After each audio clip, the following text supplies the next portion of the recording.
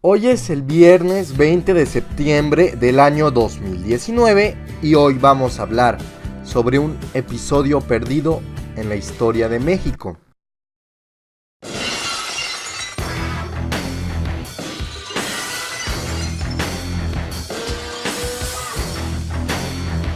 Helmut Kohl, ex canciller de la República Federal Alemana, dijo, y cito: "Un pueblo que no conoce su historia no puede comprender el presente ni construir el porvenir".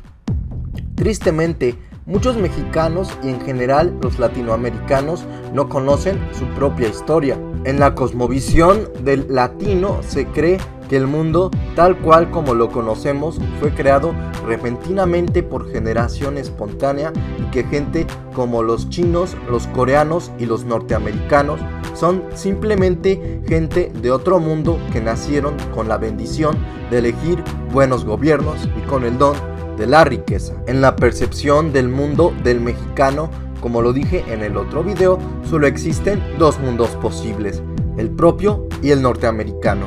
El mexicano, donde nunca hay dinero, donde nadie prospera, donde el gobierno es corrupto, inepto e inútil y donde no se puede hacer nada para prosperar. Y por otra parte existe el mundo americano, donde hay mucho dinero, donde todos y cualquiera prospera, donde el gobierno es bueno y sensible a las necesidades de sus ciudadanos. Pero muy pocas veces los mexicanos y los latinoamericanos se han preguntado el porqué de este status quo actual, tan injusto para ellos. Pero lo cierto es que esta situación tiene poco más de 100 años de existencia. De hecho, la razón por la cual la Unión Americana tiene el dominio mundial es porque ellos imprimen los denominados dólares y obligan a todo el mundo a usarlos, y porque tienen las corporaciones más importantes y ricas de todo el orbe. Pero alguna vez México fue uno de los lugares con más prosperidad, bienestar y riqueza que alguna vez haya visto la humanidad. En el 600 al 900 después de Cristo, las ciudades de Bonampak, Tulum, Chichén Itzá, Palenque eran las más pobladas y ricas del mundo. Mientras tanto, en la Unión Americana habían tribus indígenas, pero mucho más atrasadas en comparación a las grandes civilizaciones de Mesoamérica. Pero después, cuando América fue descubierta oficialmente en 1492, estaba la Gran Tenochtitlán, la ciudad más habitada e importante de todo el orbe, mientras que en la isla de Manhattan todavía era tierra del bisonte americano. Posteriormente, del siglo XIV a principios del siglo XIX, se fundaría la Nueva España, en lo que hoy conocemos como México. La Nueva España era sin duda alguna el estado más rico y acaudalado de todo el continente.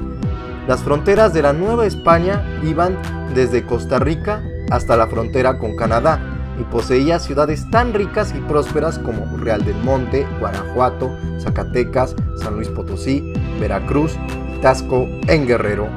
En dicha época, la moneda oficial era el real de A8, que no solo circulaba en territorio español, sino también en las 13 colonias, es decir, Estados Unidos. Aparte, también circulaba en Canadá, Filipinas, China, Sudamérica y toda Europa.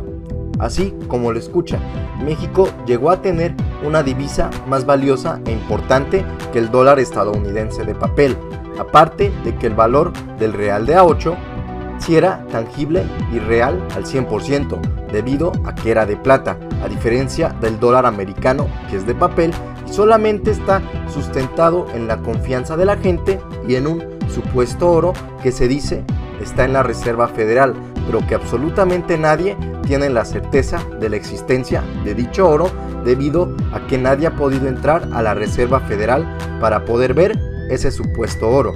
En esa época, ese sistema se debía básicamente a que las 13 colonias eran tierras frías e inhóspitas con un nulo desarrollo minero y que solamente se dedicaban a la agricultura y a la ganadería.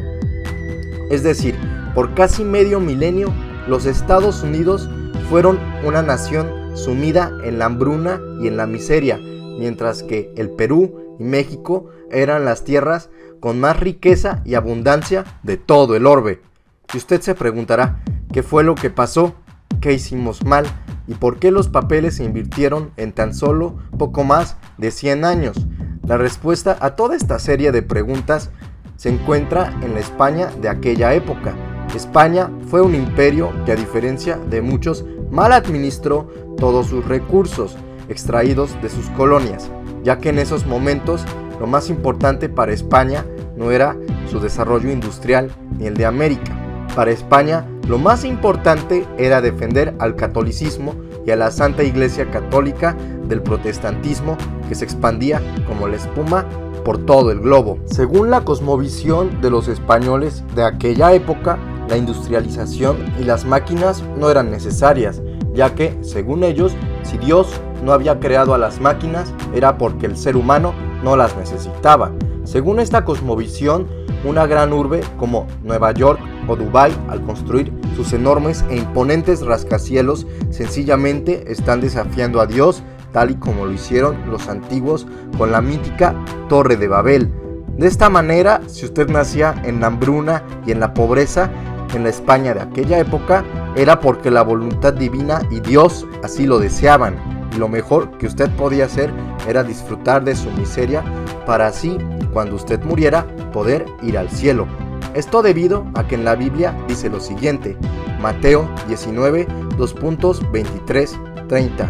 Jesús dijo a sus discípulos, les aseguro que difícilmente un rico entrará al reino de los cielos. Sí, les repito, es más fácil que un camello pase por el ojo de una aguja a que un rico entre al reino de los cielos.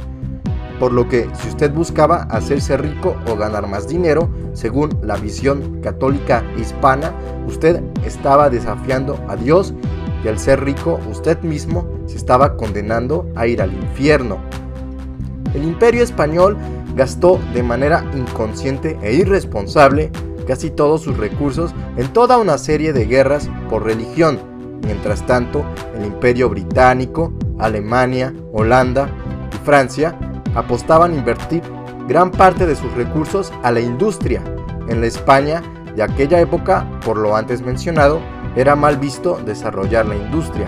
De hecho, toda la riqueza extraída de América, una vez que llegaba a la gran metrópoli imperial, era despilfarrada en actividades que no generan ningún tipo de ganancia ni riqueza.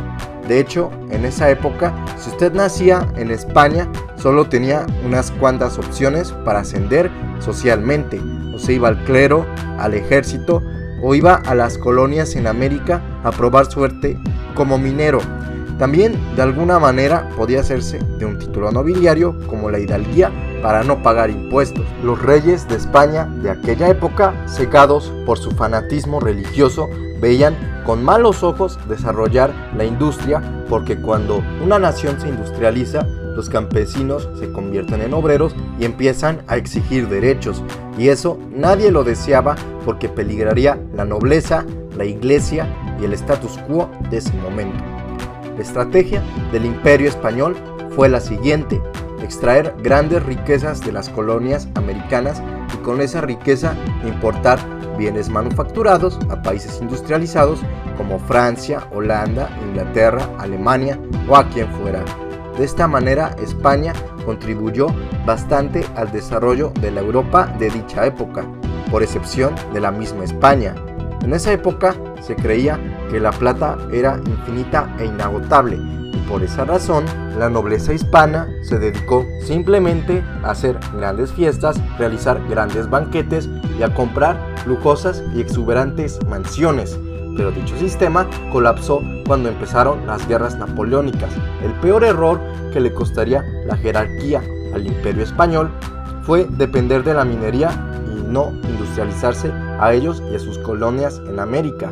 Posteriormente, una vez que nació México como país independiente, se enfrentaba a toda una serie de confrontaciones entre liberales y conservadores, mientras que los Estados Unidos lograrían una independencia sana e inmediatamente se lanzarían con todo hacia el desarrollo industrial. Después, los Estados Unidos, al ver a una nación tan dividida y fragmentada como México en ese entonces, hizo lo que cualquier líder con algo de inteligencia habría hecho, que fue apoderarse de la mitad de su territorio.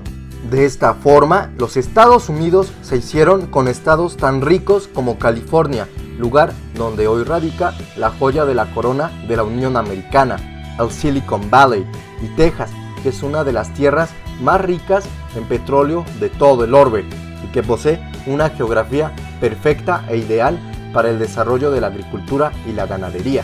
Tanto así que hoy en día Texas es uno de los motores agrícolas y ganaderos del gigante norteamericano, y es aquí donde los Estados Unidos tomarían la ventaja. Después, en la Guerra de Reforma, con la victoria de Benito Juárez, se lograría separar el clero del Estado, lo cual dejó al gobierno mexicano de aquella época poder realizar toda una serie de cambios y políticas sin las limitaciones del Vaticano. Posteriormente, a finales del siglo XIX, México vería su renacer con la llegada al poder del general Porfirio Díaz, que a pesar de recibir un país en ruinas y hecho pedazos, se daría la ardua tarea de industrializar al país, pero pasados los años se volvió un gobernante soberbio y arrogante que rechazaría los derechos que pedían los obreros mexicanos. Toda esta serie de injusticias y tensiones sociales desembocaría en la Revolución Mexicana y en el caso de los Estados Unidos con su guerra civil, donde se enfrentarían la era agrícola y la naciente era industrial. Para fortuna de los norteamericanos, la Unión, que defendía la industria, saldría victoriosa y transformaría todo el país en una potencia industrial. Y es aquí donde la Unión Americana le tomaría otra ventaja a la nación azteca. Con la llegada del gobierno revolucionario se eliminaría el peso de plata y se crearía el Banco Central de México, llamado el Banco de México. Se crearía una divisa fiduciaria de papel que padecería toda una serie de devaluaciones que resultarían en la migración masiva de millones de mexicanos a la Unión Americana, mientras que los Estados Unidos, con los tratados de Bretton Woods, cimentarían al dólar como la divisa mundial, forzando así al resto del orbe a usar dicha moneda. En conclusión, este video cuenta cómo es que alguna vez México, España y Latinoamérica fueron tierras más ricas y con más abundancia que los mismos Estados Unidos, que explica cómo fue que esto cambió. En resumidas cuentas, el fracaso de España, México y Latinoamérica se debe al fanatismo religioso de sus élites locales y de sus respectivas poblaciones, sumado a que tanto la población y las élites locales de España, México y América Latina siempre han querido, hasta hace poco, defender el status quo y el sistema a toda costa, impidiendo toda una serie de cambios que serían benéficos. De esta manera, por desgracia, todo el mundo hispano se sumiría en el atraso y en la pobreza, pero esto está a punto de cambiar. Pero de eso ya hablé en otro video que estaré dejando aquí en la pantalla final y en la descripción. Gracias, suscríbase, seguiremos informando. Si usted quiere estar informado con todo lo relacionado al mundo hispanoparlante, suscríbase a este canal y active la campanita. Si te gustó este video, dale like, compártelo y deja tu opinión en los comentarios. Muchas gracias.